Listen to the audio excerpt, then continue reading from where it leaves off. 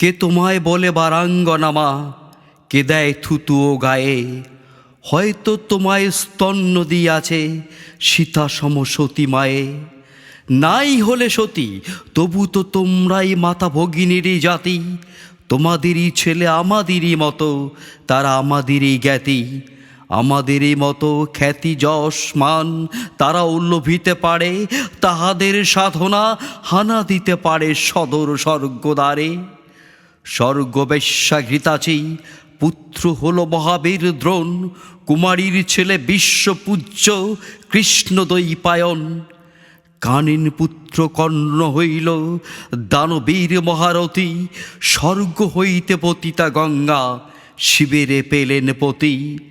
শান্তনু রাজা নিবেদল প্রেম পুনঃ সেই গঙ্গায়, তাদেরই পুত্র অমর ভীষ্ম কৃষ্ণ প্রণমে যায়। মনি হল শুনি সত্যকাম সে জারস জবলা শিশু, বিস্ময়কর জন্ম যাহার মহাপ্রেমিক সে যিশু।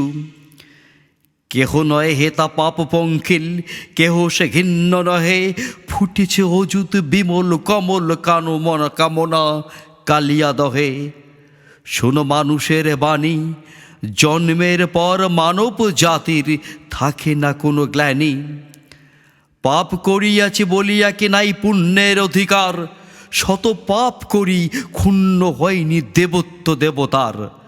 অহল্যা যদি মুক্তি লাভে মা, মেরি হতে পারে দেবী, তোমরাও কেন হবে না পূজ্যা বিমল সত্য সেবী।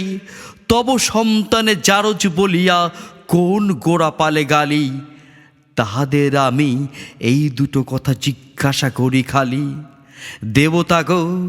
দেবতাগো জিজ্ঞাসী, ১৫০ কোটি সন্তান এই বিশ্বের অধিবাসী, কয়জন পিতা মাতা ইহাদের হয়ে নিষ্কাম প্রতি পুত্র কন্যা কামনা করিল?